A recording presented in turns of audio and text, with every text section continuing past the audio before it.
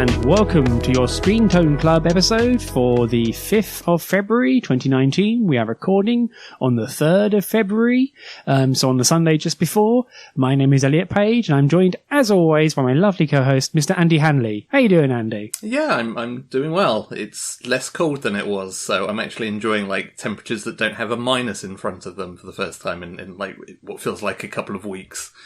Yeah, I finally found my scarf, and so I've been double barreling scarves when going outside the house, and there is a roaring fire happening basically 5 feet below me in the living room, so I'm already kind of boiling.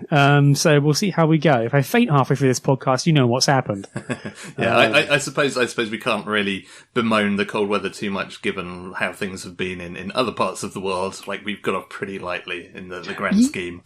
Yeah, it's one of these things where it's like, you can complain, but be careful how much, because come on, lad. So, yeah, cool. So this is your fortnight look at manga with a focus on joint discussion. We're going to announce series ahead of time so you can read ahead with us. We're also planning to do a lot better on the whole notification thing and letting you know what we're reading out there in the general interweb, so you can also jump in. As a quick note, thank you to everyone who supports us on Patreon. We have kind of gotten even more support since the start of the new year, and we've also updated our prize tiers, our goals as such, and we've rejigged them so they're a bit more straightforward and less kind of all over the place. But the upshot I want to notify you about is we promise upon our hearts that if we get to $100 a month, we will do 2 bonus episodes for you patrons. So that'll be even more stuff to listen to. More of, quote unquote, the content, I suppose they say. So, if you fancy it, go have a look at the page and see if you want to sign up. Always welcome to receive questions. Also, as part of that, we've had our first shout-out tier patron. And so it feels weird saying this, given that we know him in real life. But thank you very much to Rob Jessop, our first and so far only shout-out tier. I asked him if he'd like me to shout out anything in particular, and he said something that will probably get me skinned if I said it out loud. So thanks, Rob. I'm not mentioning the thing you said, although you did admittedly give me an out, so thank you for that. See, now I'm just... Maybe we need some, like, kind of bonus episode where we just say what that is now, because everyone's going to be sat at home and like, wait, what was it? What did he say? What did he want you to say? Yeah, good point. Maybe I'll just drop that quietly somewhere. Yeah, be on you tier on Patreon. Find out what Rob Jessop wanted to say. If you haven't paid money, please skip ahead. No, God, that's dumb. But hey, I'd rather do this than have to try and hawk mattresses with a fake, earnest-sounding voice. Anyway, moving on to the podcast proper. So, returning champions. There's a very interesting item here on the list, which I really want to hear about because I haven't bought it yet. In fact, I still haven't read the second volume. But, Andy, please take it away. So this past week or so, the final volume of the Voynich Hotel landed on various digital platforms, and having talked in pretty glowing terms about the first couple of volumes, I went and picked up that finale. And much like kind of when I talked about the second volume on here, I don't have a huge amount to say other than kind of it's more of the same. It's, a lot of the same kind of madcap insanity, which is largely entertaining and amusing. I guess the interesting thing about this kind of as a finale is I didn't really have any expectations or desires on how this kind of whole series would end. Like, it has so many kind of plot threads and characters that are kind of milling around at any given point in time. I didn't really have a line in the sand of like, well, I hope they end this in such and such a way, and I hope they get to the bottom of this story arc. But actually, like, pretty much everything that really mattered in that series gets kind of wrapped up with a bow quite nicely and quite swiftly. Like, going through this third volume, I sort of got to the halfway stage and thought like, ooh, they've got a lot that is kind of left unresolved here. And they've even kind of thrown a few other kind of random characters in here and there, like, are they going to end any of this stuff at all? And then suddenly they kind of just come along and just kind of, wrap everything up really neatly and quickly. And, like, there aren't any real big surprises or any kind of big shock twist moments or anything, but it's all just kind of satisfying. It's kind of pretty much what you'd expect out of the ending of the various plot threads, but it's all kind of like, yeah, okay, that's fine. That's kind of what I wanted to see, as it turns out. And so, yeah, it's, it was a pretty satisfying way to end things, after a volume of the kind of, the same sort of laugh out loud stuff that has kind of kept me going through the first 2 volumes as well. So, all in all, pretty happy with it. And kind of the weirdest thing that I sort of found myself realizing at the end is that kind of the whole relationship between Taizo, the main character, and the maid Helena, actually ends up being a really kind of sweet little story by the end of it. Like in a very bizarre Voynich Hotel-esque kind of way. But I was kind of like by the end of that, I was kind of like touched by the whole thing. It's like, oh, these. They're kind of a cute couple. It's in a really very strange way, given some of the stuff, especially some of the stuff that happens in this 3rd volume. But it's like, oh, I can kind of get behind this. This is cool. Yeah, I was about to say that it's not the sort of series that you end up like raising grand shipping armies and like wearing, launching the banners for like, Moe Moe-kun or Moe Moe-chan. It's just like, hey, there is a relationship here, but God knows what this is. But no, it's good to hear that it wraps up well. I mean, I imagine some of those plot lines were ones they could kind of like they're not sort of things you need to laboriously get to the ending of. It's more a case of, okay, if we pull this string and we announce this name, we've ended this storyline. I must admit, when I found out it was 3 volumes, initially I was a bit scared because I've had series, obviously, that, has been curtailed before it's the end of its real natural life. But it doesn't sound like it has that kind of premature ending disease, at least from hearing you talk about it, Andy.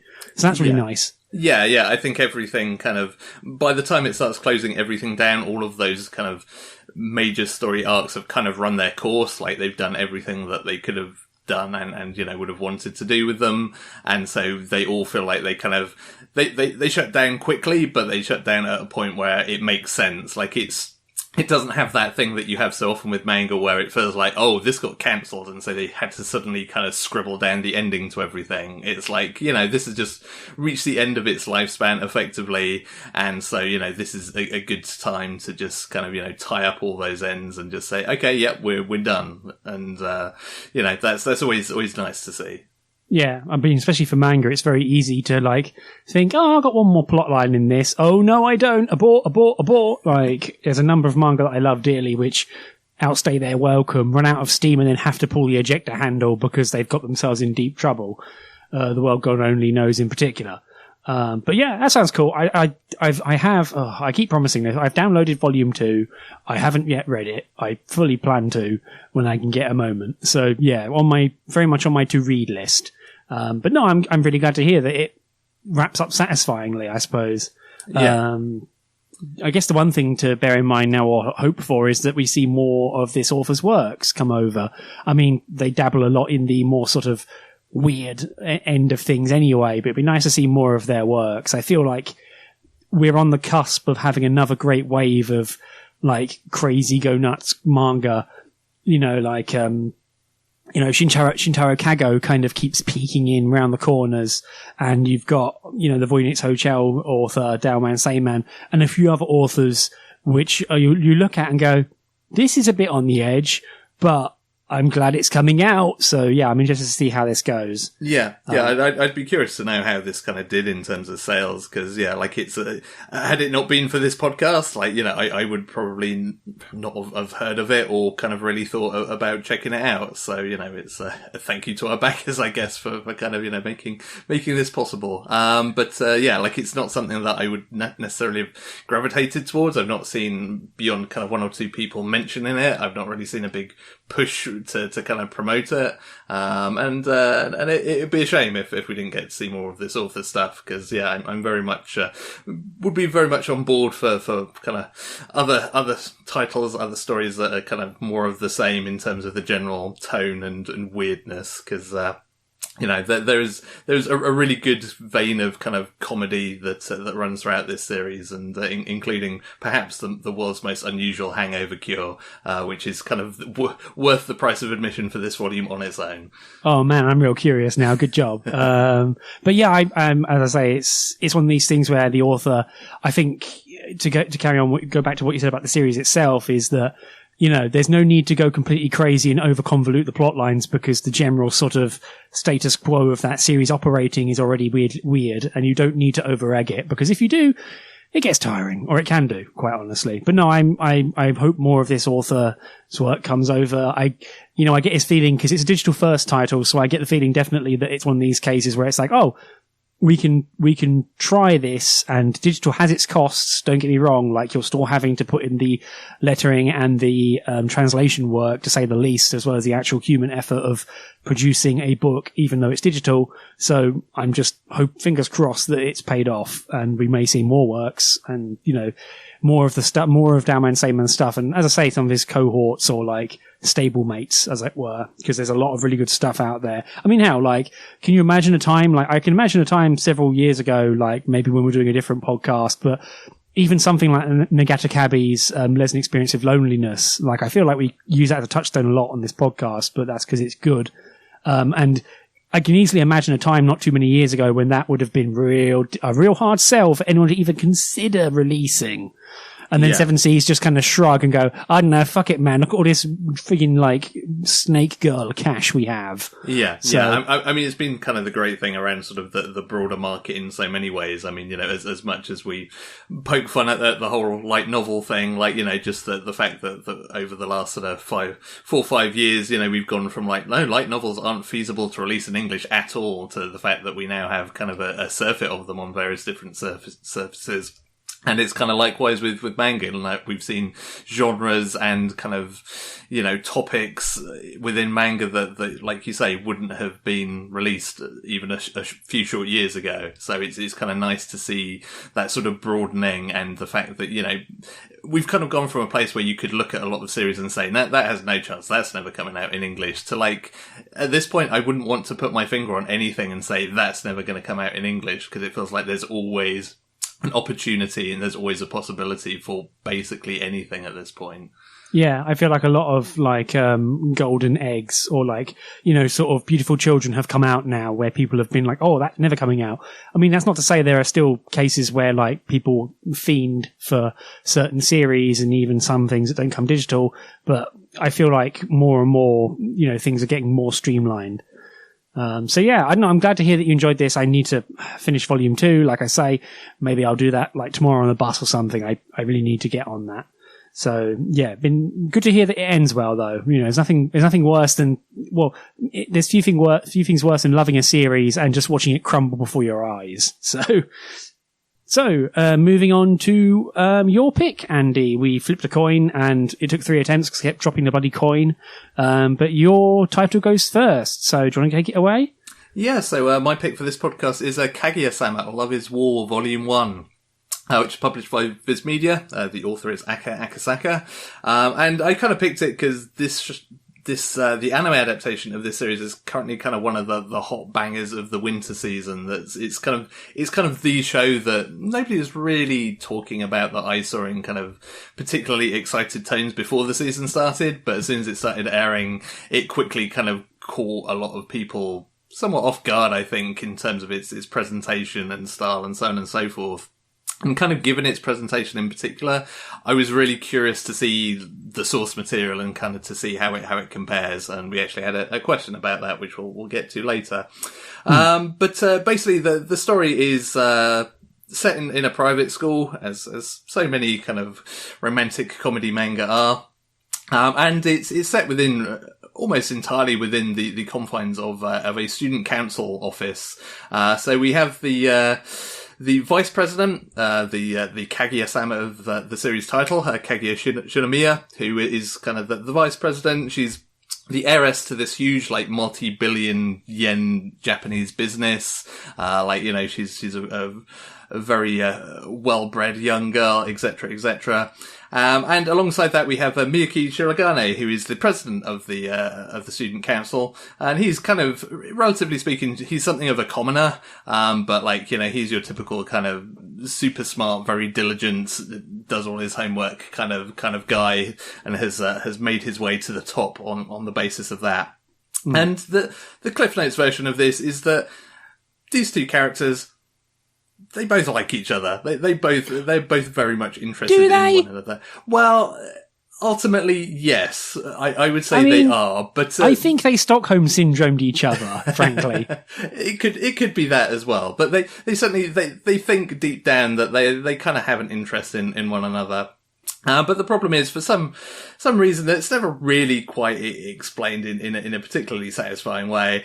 They are both absolutely determined that they are not going to be the one to confess that they have any interest in the other person. Like, they see that as being kind of beneath them, or as effectively like losing in this particular relationship. Like, if anybody is going to confess anything, it has to be the other person. And so we end up with this kind of weird, almost kind of like anti-romantic comedy, where it's these two characters trying desperately to make sure the other person has doesn't realize that they are the object of the other's affections, and so they're forever kind of indulging in various kind of schemes to try and get the other person to confess, whilst kind of trying to keep stony face and kind of keep their powder dry in terms of their own feelings. And it's kind of, it's such a weird series to read when you kind of set it against your kind of typical romantic comedy, because normally, like, the whole premise and the whole setup is around trying to get the reader to find a character or a pairing of characters that they like, and kind of somebody that they can kind of cheer on through all the inevitable misunderstandings, etc., in the hope that they get together in the end. Whereas this is almost the exact opposite. At least early on, you kind of get the feeling like both of these characters are jerks, really, and they probably get everything that they deserve. Like, the fact that they're basically kind of self-destructing their own romantic interests because of this ridiculous kind of notion that they both have is exactly what they both deserve, because they both have kind of ideas above their station. They're both kind of idiots. They're both kind of like mean to one another in various different ways. And there's a weird kind of satisfaction of the fact that, like, yep, you're just screwing this up for yourself, and this is a good thing. This is you getting your comeuppance. Yeah. And there's a weird kind of entertainment value that comes from that throughout. Yeah, I think that's the main thing with this series, because the first page is basically the entire sort of mindset of this, of love is a battlefield, he who lays down their weapon first loses, do not be the one to confess. And, you know, we've talked before, Andy, about romantic comedies and how when you're that age in particular and you're pumping full of hormones and you have no idea what you're thinking, every little thing is the end of the world. And this series finds a new angle to weaponize that, as well as the, like, misunderstandings go-go, where they're both, like, smart people, kind of. They're both idiots in different ways, which is another good thing about it, where they're both really trying hard to get one over on the other. And they're so in denial and so closeted and sheltered that they have no idea how to go about it. And, like, the best thing about it that made me actually, like, go from kind of despising the setup to loving it was when they go for 6 months without nothing happening. And it's just like, yeah, that'll happen. If you're both morons, you're totally going to get snookered. And because, like, when it starts up, it's like, prestigious academy. And I'm like, ugh. And then the student council. And I went, ugh. And, you know, I'm sort of sat there in the cafe groaning for the first 10 pages. And then I realized, oh, they're both idiots. Great. And I really got to it. And I've since really, really enjoyed the series, because I don't think there is a real good reason, like you mentioned, the reason why they, like, won't confess or the reason why they like each other. I think they just kind of fell in and have no handle or romantic experience. And this kind of, for me, like, is way more believable than lots of romance series where, like, they're like, no, I like this person. Solid. And it's like, this one, it's more a case of, I wouldn't mind if he confessed to me, but I would never confess to him because power dynamics. So I kind of really like it on that angle. And like I say, it went from, like, me basically writing half a page of ugh to, oh wait, this is great. Yeah. And then in the midst of all of that, just to kind of stir the pot even more, you have the student council secretary, Chika Fujiwara, who is basically like, I was all set to describe her on this as, like, the chaotic good element of this, but having watched, like, some of the episodes of the anime, the good part doesn't really kind of scan. Like, she's just the kind of the chaos that gets thrown into the midst of all these meticulously laid plans from Miyuki and Kaguya, and she just kind of comes out and just Basically, she just says normal stuff that completely destroys any plans that they have, because like she will always point something out or kind of make some kind of proclamation that kind of just completely destroys everything that they have all set up. Just kind of pulls the stack of bricks down effectively. And she's great. Like she's a fantastic foil to both of them, because she's completely kind of ditzy and clueless to everything that's going on. But she's also, she's the normal human being in this room who has kind of a normal emotional handle on things. And it's just kind of, she's just a great foil to those two characters throughout that just makes the whole thing work. Like, I think if it was just the main two characters, it would get old pretty quick, but having therein as kind of like the third wheel of this whole thing that kind of ends up screwing everything up so often just kind of adds an extra layer of glee to the whole affair. Yeah, she is the, like, she's the jester almost in the middle of it who doesn't know what's going on, but equally, if you read things from her point of view, it would just be a rather silly student council, whereas the other two, Miyuki and Kaguya, are like engaged in this stupid, like, Death Note style, you know, they will do this, so I'll do this. It sounds weird, but it feels in some elements, in some chapters, almost like a version of Kakegurui, without the, like, crazy faces and violence. And also way better tension, because, you know, it's a pair of idiots orbiting each other really hard. So yeah, it works really well. Yeah, it's a really good confluence of those elements, because, I mean, you know, like we've talked about with stuff like Promised Neverland, like I really enjoyed that kind of back and forth cat and mouse battle of wit stuff, and to kind of see it on this weird sort of romance laden level is kind of really pleasing, because the cat and mouse stuff that it kind of does is really good, more often than not, and it also has just some really great comedy payoffs off of the back of that. I mean, the whole kind of ongoing thread in this first volume around a pair of movie tickets, like the final panel when that whole thing kind of finally plays out and they get their seats in that cinema, is just like, it just absolutely destroyed me. Like I could not stop laughing at that, because it's just this perfect example of kind of the stupidity that these two morons have wrought upon one another, just kind of illustrated in this single panel in just such a perfect way. Of it's like, it's just wrong enough to be hilarious. It's like, yep, you had all these great kind of plans to try and outfox one another, but still end up with what you wanted, and you've just ended up with not quite what you wanted by a couple of seats removed, basically. Yeah, and that's kind of the best bit. That's kind of my favorite part about it, because, you know, like I say, the first page lays out the terms of engagement really well, and then everything that comes after is, yeah, of course you've made everything really awkward and stupid, because you've got this, like, both of you have this intense weird pride or just paranoia about things that, you know, it kind of tickles me, given their position. But then it's a case of, well, you know, you don't feel bad when they screw up. You know, it's almost like a case of, man, I hope these two continue to be idiots, which I think we're going to get plenty of, because there's 6 volumes released in English, and there's 13 in Japan at the moment, which is a lot.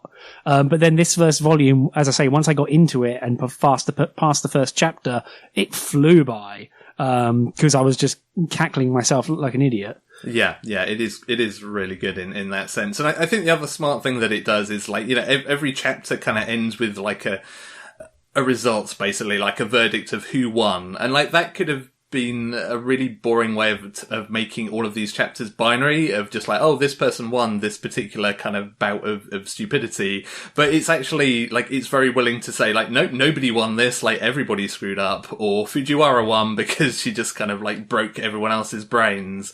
And, like, it's willing to have fun with that, and to just move outside of the kind of what could have been a very cut and dried, like, you know, we're just going to keep score of who bests the other person in each chapter. But actually, even that just kind of turns into sort of a comedy vehicle in itself, of just like, nope, nobody wins here. Yeah, it really helps as well to break up the chapters, to go, okay, like, some of this stupidity is going to carry on, like, again, the movie tickets, but some of it is, okay, we're done with this gag, we've kind of milked it, now it's time to cut and leave it, which I feel really helps keep the series from getting too exhausting, because, you know, this sort of really intense, very close form of comedy could get tiring if it was, you know, I mean, hell, you know, it'd be like a normal romantic comedy where you get really sick of the misunderstandings, yuck. So It really works in that regard. Yeah, and I think actually that's the other kind of refreshing thing about this is like, it's not really so, it's almost weirdly again like the opposite of in most of these scenarios, both the characters, with some exceptions, kind of like understand everything that's going on. So it's almost more like willful misunderstandings of like, no, I'm going to pretend I don't get what's happening here to try and like force the other person to make the first move. And, it kind of, again, kind of subverts the genre quite often in terms of being like, no, these are actually two, educationally smart characters who, get everything that's going on, but because of that, they're actually, foiling themselves in the process. Yeah. So it's really fun. I mean, I've been reading another Viz title, which is on the Shonen Jump app, We Never Learn, which has it has some elements similar, like you wouldn't hesitate to call it the same thing, but it very much has a case of, boys and girls misunderstanding each other, like sailing past each other like ships in the night. And it has some of the same sort of elements, which kind of more often than not get in the way of the comedy. Whereas having this series be very weird and chaste in a weird way, and very much, as you say, keeping the powder dry, makes it very refreshing. I think I've used that phrase like 3 times so far this discussion, but it is very refreshing. And it's like, oh, all these misunderstandings are now really fertile ground for idiot garbage, rather than just, oh God, kiss already, you morons. Yeah, so exactly. Yeah, I must admit there is one thing about it which there was a mention, as you mentioned, Demelza Ward asked about the anime. We can get to that more fully, but I must admit I'm not a fan of the art so much. I think a lot of it's quite ugly. And it works. It kind of works in that regard. I mean, the characters look fine most of the time. Their proportions look a bit out of line sometimes, but more than often than not, I always noted how either sparse the backgrounds were or how they were just a single block of screen tone. And, the characters vary between looking half decently drawn and kind of looking like, just scribbly gremlins, which, I'm cool with. Like, I'm all up for, different art styles and such, but it never quite looked good to me, which, I mean, still, the comedy worked, so it did its job, and it had some interesting panel layouts at times, which really helps with the gags, and, so it's never like atrocious, but I wouldn't call it a pretty manga by any stretch. Yeah, I'm kind of with you on that. I mean, certainly, I kind of didn't pay much attention to the backgrounds, I must admit, but the character designs and illustrations do kind of walk all over the place effectively. They're very variable. It's one of those ones where I'd almost be curious just to like pick up a copy of a later volume to see whether it's one of those kind of volume 1. I haven't quite got a handle on what these characters should look like yet. And then they kind of, nail them further down the line. But yeah, it's not the greatest looking series. I mean, it's interesting because, might as well read out Demelza Ward's question at this point. She basically asks, the Kaguya-Sama anime has a shaft style to it thanks to the director. Is this something wholly original to it, or is the manga varied in how it presents its gags? And it's interesting. I mean, I wouldn't necessarily call the anime kind of a shaft style, but it is a very highly stylized kind of take on the source material. And it's really interesting looking at the manga because you can kind of see the genesis of all of that stuff. It's like, there are some like flashback scenes in the manga that have a sort of scan line kind of effect over it. And so, of course, in the anime, that kind of translates into like, watching old VCR footage of these things that has the kind of VCR scan line look to it. And kind of some of the sort of angles and compositions and the way things are laid out is certainly like they sort of, it's one of those anime where they sort of take what the manga has and dial it up to 11. Like they take things that are maybe subtly a little bit kind of unusual in terms of how they're depicted in the manga, and then just really kind of cranks it up and kind of makes a big deal out of those things. And it really works for that anime because, like you say, that manga has very sparse backdrops. It's mostly just set in a single room, with a few exceptions where it breaks outside of that. And I think, it makes sense for the anime to kind of go balls to the wall with that stuff and to really kind of make the most of it. So yeah, like it's kind of there in the manga, but it definitely gets dialed up a whole bunch for the anime adaptation. Yeah, because I haven't seen the anime, but there is that 2-page spread at the start of the volume, which has the pair of them in the student council room, and it has a lot of weathering on the image and such. And I thought, is this part of what they mean? Like, it looks like a photo that's been run through about 6 different Photoshop filters. Yeah. But not in kind of in an intentional way. So it does make it look more interesting when like you say, like they're in one room for 99.9% of the series. And one thing, and the follow-up that Demelza Ward asks is, do the gags flow well in the manga, or is there too much dialogue? For me, at least, I would say that it flows really well. The main sort of thing it does is it breaks up the dialogue, so it's very rapid fire, and there's a lot of quick jumping between characters and events as they happen. So it's a very much a quick pace through, it's not just like someone staring and scratching their chin for an entire page of 6 panels. It's more just like, Kaguya, Miyuki, Fujiwara, oh god, Fujiwara, oh god, what are you doing, lady? And it kind of bounces from there, and it kind of keeps the camera moving, and it gets a lot of mileage out of like keeping your attention moving as well as the actual image itself. So while I complained about the art, it does have a very good eye for composition, especially because, even something as simple as 2 people sat on a sofa having an argument on where they should go for holiday really kind of amps up and becomes real stupid, which is to its benefit. Yeah. I mean, I never sat there reading this volume and thought, man, there's a lot of dialogue going on here. Like it either hides it very well or it kind of paces it out very well. And yeah, like I think again, there's certainly, I feel like the anime has probably bolstered that stuff out a bit more, probably out of necessity to kind of, wring the most out of the gags. But yeah, in terms of the manga, like it never feels like, well, they should have just made this a book because, I'm just reading masses and masses of dialogue. Like it's always pretty on the money for like how much there should be. It's always enough to get the idea across and to kind of, wring out as much comedy as possible, but it never felt like it was kind of overdoing it or overrunning in terms of how much, dialogue or explanation or whatever was going on. Yeah, it usually knows when to quit. I mean, one thing that's helpful is as it is a social deception sort of story, like you have characters' thoughts and characters' speech being completely different trains of thought or different sort of different directions.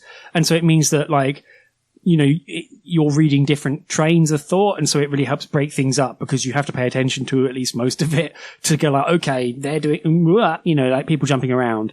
But I don't know, I never found it tiring to read. In fact, if anything, I was kind of just barreling through it, as I mentioned. So yeah, I really enjoyed it.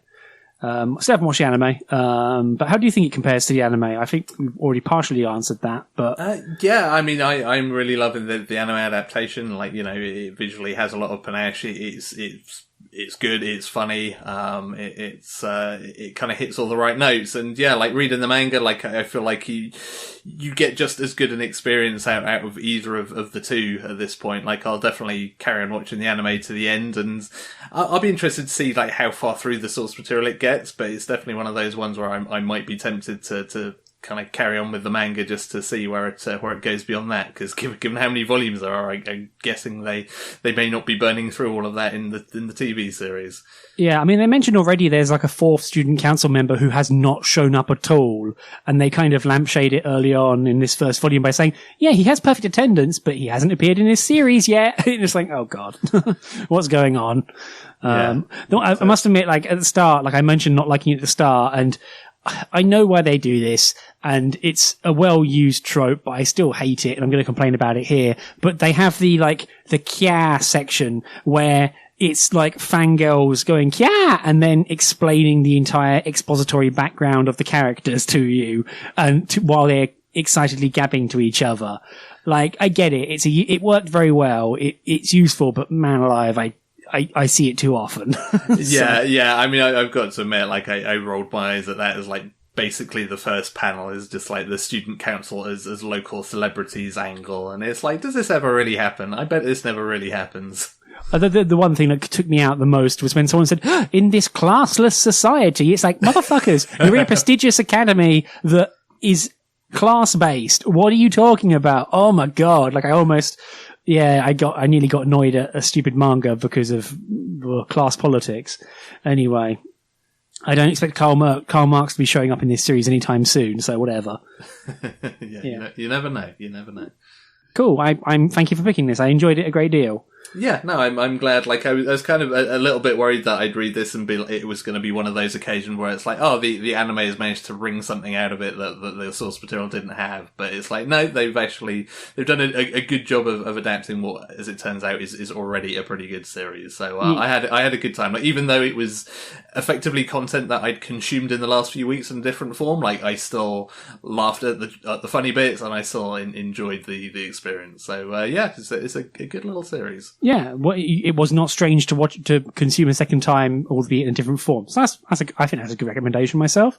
Indeed. Cool. So, right, with that, moving on to my pick, which I had to hastily cobble together after I had forgotten to do it, and as a result, I have now booked out the next 3 weeks in advance, the next 3 episodes in advance, so I don't screw myself over. And this would be Volume 1 of Miss Kobayashi's Dragon Maid by Kogyo Shinja. It's being published by Seven Seas. It's now up to 7 volumes and is concurrent both in English and in Japanese.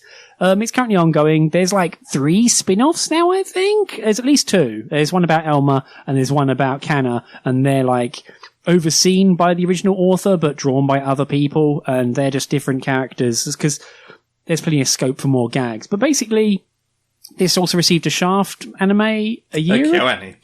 God damn it, sorry, yes, a KyoAni animation. Shaft on the brain. But it received a very good Shaft, God damn it, Kyoto animation anime.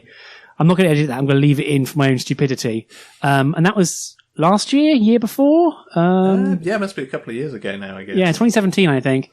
Jesus, I'm getting old. But I really liked the manga before that, and then I really liked the anime, and I thought, well, I can always revisit this because I like this series. And was a bit sort of, because I remember the start of it being quite ropey, and there's some elements of this series overall which are a bit grody, I suppose is the phrase I'd use. But anyway, the actual synopsis is Miss Kobayashi is a fully grown adult. Shock horror. It's an anime or a manga featuring an actual adult with a job, who isn't a NEET, although maybe she wants to be half the time. And she works as a developer, a systems engineer at a company in Tokyo. And she wakes up one morning, she gets ready for work, she leaves the front door, but there's a dragon right there. Big, honking, fat dragon taking up the entire doorway. And the dragon says, hey, you said I could come crash at your place, so here I am. And it turns out that Kobayashi, while blindingly drunk, wandered off into the woods, found a dragon. They complained about their lives, and she invited the dragon back to live with her. And this dragon, named Toru, then takes on a sort of a strange human form and looks like a maid, because Kobayashi likes maids, which is like a otaku thing she has. And they become fast friends because Toru helps Kobayashi get to work on time. And it then becomes this, like, kind of heartfelt, but also really daft and funny, like, roommates situation / romantic situation / just the family you make for yourself type thing more broadly, because you've got this like dragon in human form hanging around, kind of slightly lustily following around Miss Kobayashi, who is a rather sort of dour, quite quiet and to herself character, and kind of getting through life, So Toru the maid helps with shopping and cooking, and there's a few slightly weird sort of like horny bits. You get other dragons turning up because they're just kind of all hanging around now that one of them has crossed over into the human world. And it kind of escalates from there into this like slightly comedic sort of storyline with Kobayashi like basically humouring this dragon who is besotted with her, and later on remembers, oh yeah, we met and I pulled a sword out of you, I don't know, sod it. And it kind of just goons around from there. Like, this first volume is probably the most sort of scattershot as it tries to gather its marbles. In fact, the first chapter is very much a case of plopping you right in there, and then the second chapter is very much a case of like, okay, we've got serialized, now here's the chapter where we actually tell you the origin story and get on with it. But no, I really like this. It has some skeevy moments, in particular around Kana, who is like a 300-year-old dragon, but who purports to be like a kindergartner, and her weird friend. But I really like it because it has a lot of themes about like non-standard families and non-standard relationships where, you know, it's a dragon and a lady who kind of doesn't really care about interpersonal relationships and how she opens up, and all the other sort of characters who come along for the ride, and people basically trying to find a place for themselves in a slightly uncaring world that surrounds them, like the way they organize around work and the way they organize around family, and, you know, that's all that sort of whole thing, which is all stuff I kind of really enjoy, especially because a lot of it is very much a case of seat of its pants. This is how things are. Here's some funny gags. Here's some dragons fighting. Unexpected fight scene, you know, and the art has kind of like a very particular style, like Kuryu Shinja has particular predilections, likes the tits, but not quite, you know, it's noticeable in this, but not as much as in other series they've done.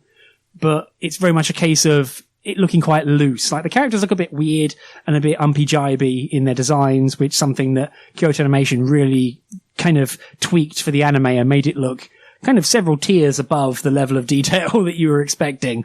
But this kind of looseness, really kind of brings out some interesting character moments and, you know, weird, like, movement and such, but it ends up looking charming as a result. So I'm a big fan of it. I've kind of gone at length, but did you like it as much as I did, Andy? I hope.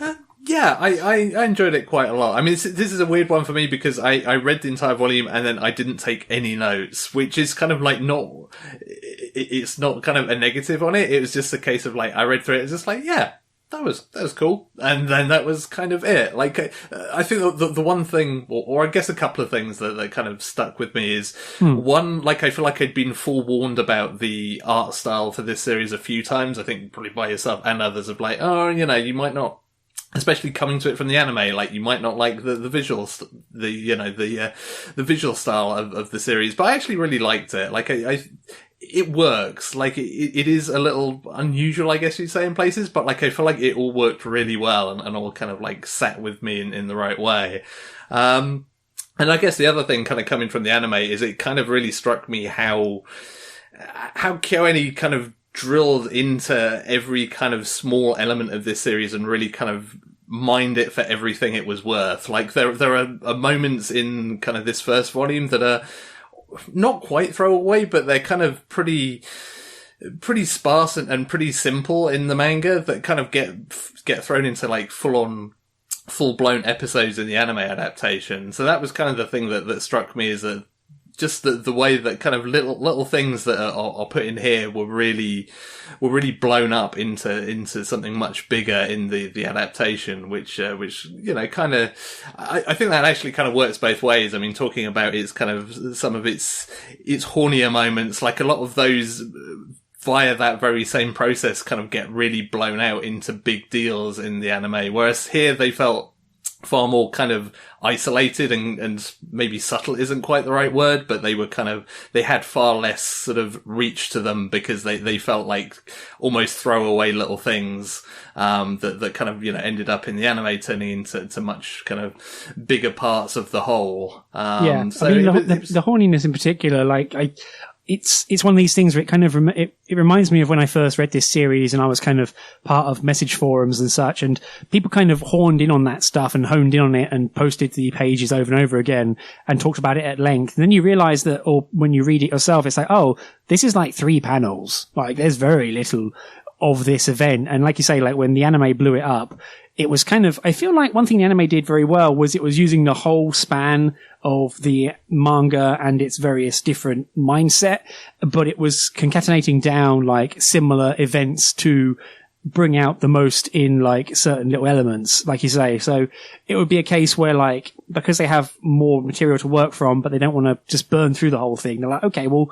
compress this down and we can show multiple different ways of this, you know, in this one event. And as you say, like the manga in particular, especially with as you say, the horny bits and all that other stuff, it's very much a case of like, here's a panel and we're moving on. Like it's already moved on by the time you've clocked it. It's kind of just carrying on and rolling around, and it kind of moves, as a result, which is, you know, nice because it just means that it gets on with it, which I don't know, is mirrored with the characters' experiences themselves of kind of just getting on with it. But at the same time, the anime did a really good job of like, there's a throwaway part where Toru, you meet another dragon called Kana, who's like I say, a kindergartner.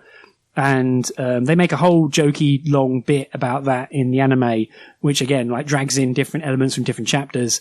And in this anime, it's more just a throwaway, in the manga, it's a throwaway gag where people go, is this a good idea? Oh well, I'm late for work. So that's kind of where the joke ends.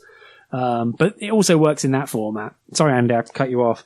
No, that's fine. I mean, yeah, it's, overall, I guess my experience of this was just like, this is just a pleasant read. Like, I like the characters, I like the setup. I didn't have, masses of kind of laugh out loud moments, but I kind of got to the end of it just kind of feeling ever so slightly warm and fuzzy, just like, yeah, I read a nice thing. Like, that was a decent way to kind of spend a bit of a morning. So it's kind of a weird one that I almost feel like, I wish I had something more kind of profound or glowing to say about it, because I liked it, but it's kind of, it's very much one of those things that's like, it is what it is, and that's fine. That's probably exactly what it should be. Yeah, that's fair. I mean, I must admit for myself, I took about 2 small pages of notes, and normally I go into like 10 or so because it's a very small notebook I have. But it works, I enjoy this series, and going back to the start and revisiting it, I both still enjoyed it, but also I kind of appreciated how it gets more polished in later volumes and it finds more of its own voice. And I think in general, like Kuyu Shinja's works are getting way more airtime now. Like, there's another series called Mononoke Sharing, which has some of the same ideas and way more boobies. And there's another series they've released called Ojo Jojo, which is just basically an age gap, friendship thing, which also seems really fun. And I feel like you said, like, the art really helps drive it because it makes everything seem a lot more, I don't know, like, human in a way. Like, it seems weird, but like when you have like Toru, who is like a weird buxom maid wandering around with dragon horns on, the looseness in the art really helps just kind of move you along rather than, and rather than having to be slavish to it. And at the same time, it still pulls off some good gags. Like, at one point, like, Kobayashi opens the door and sees a giant buff, like, dude, but with a dragon's face on it and gets freaked out. And that's a real good panel. It's a good gag. It knows when to be a bit, like, to pull the stops out, as a result. So, yeah, it's very pleasant. It also, like I say, it makes me remember why I like this series and why, it's kind of on my, like, insta purchase list when a new volume comes out. Yeah, and I think actually, like, as well as kind of like the illustration side of things, like, I think actually the character writing is pretty good through this volume. Like, I mean, obviously kind of Kobayashi herself is intensely relatable as, like you say, just a normal grown up who's trying to get on with her job and her life and, just doing what she does. But like, even the other characters, like, it would be so easy to kind of write Toru's character in particular in a really kind of lazy way that just keeps going back to the same old, like, well, actually she's a dragon, so she doesn't understand all this stuff. But like, there's something that's very charming about her. Like, she's very earnest when she's trying to kind of go about her business.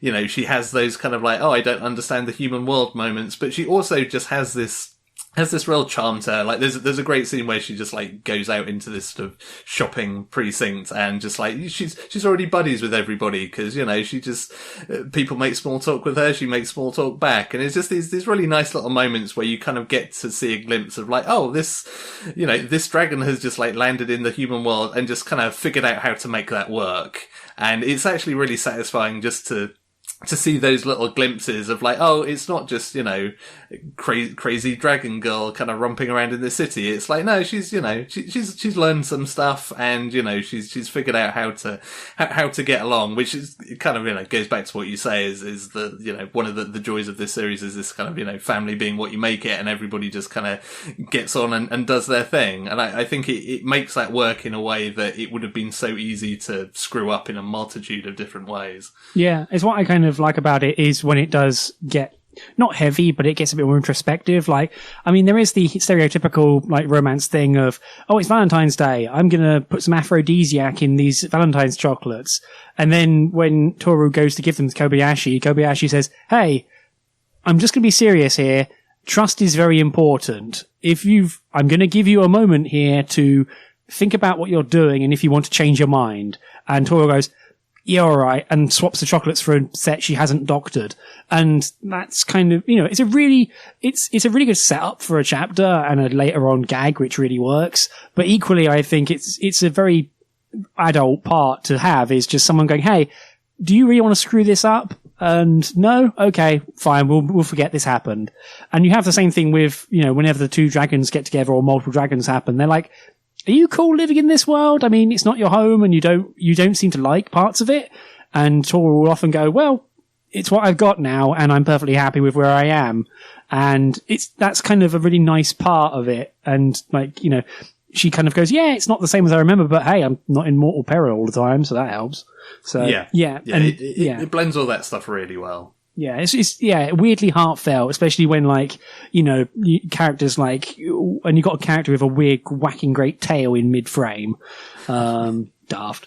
But yeah, I really enjoy it. I like further volumes more, but I'll continue reading this. Maybe I'll revisit this, even though I've already read it, so whatever. But yeah. It goes in some good directions as well. So yeah, glad. But also that anime is real good. Like, even if you don't want to read the manga, I recommend the anime because, Kyoto Animation did a bang up job on that thing. Yeah, it is terrific, and again, it's so fascinating to see kind of the comparison. Again, having talked about Kaguya-Sama and how that translates from one form to the other, it's actually a really good example, having read this manga, of kind of how Kyoto Animation goes about their own adaptations, because they do, you can't put the two side by side and say, well, they're completely different, but you can kind of see how much they bring to the table and they add to their anime adaptations. And kind of the way they work things, which is pretty unique compared to a lot of other animation studios when they pick up a manga to adapt. I mean I feel like Kyoto Animation has definitely a history of spinning lead into gold almost. Not to say that the source material is lead. I don't want to say that outright, but I feel like you can understand my meaning. I mean, hell, I read a volume of K-On! And that manga kind of sucked. I did not enjoy it, but I watched a few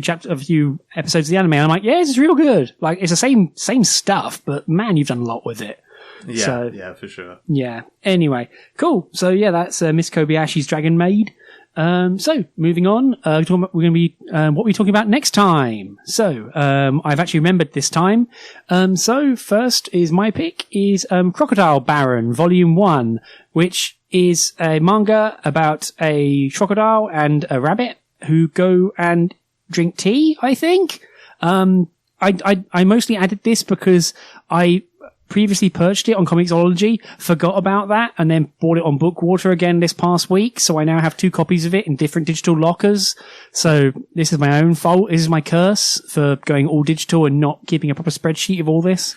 But either way, Crocodile Baron, it looks really fun, at least from the preview as well. So I'm looking forward to reading this because the front page, the title page alone is real good because you just got a crocodile with a cup of tea leaning back with a top hat on, I was going to say, I went to look this up after you dropped this in the document. It's it's a crocodile with a top hat. Okay, sold already. Yeah. What else do you need? Cool. How about you, Andy? So my choice for the next show is For the Kid I Saw in My Dreams Volume 1, which is the latest series from Kei Sanbei, the author of Erased, which is a series that people have opinions about. So I suspect we will also have opinions about this. And as somebody who liked Erased for all of its foibles, I'm curious to see what this series is like. Yeah, I've seen this pop up more than once in my social feeds and such, and it keeps appearing on sites, and I'm like, okay, people clearly have some stock in this thing, so we'll see. So yeah, now I'm going to have to read it. Thanks, Andy. But no, I didn't mean to sound sarcastic, you know what I mean? Christ. Cool. So, moving on, to Close Down. So, you can find the website at Screentone.club. You can find the podcast on the website, on Apple Podcasts, on Spotify, and on other podcatching services. If there's one we're missing, let us know and I can add it. It's not a problem. I had this weird email from Apple Podcasts who were like, hey, do you want stats? Log in here. The stats did not work. And then it said, make sure you tell people to use Siri to find your podcast. And I guess the marketing has worked because I just told you about it. But, oh man, I had a good belly laugh at that. God. Who uses Siri?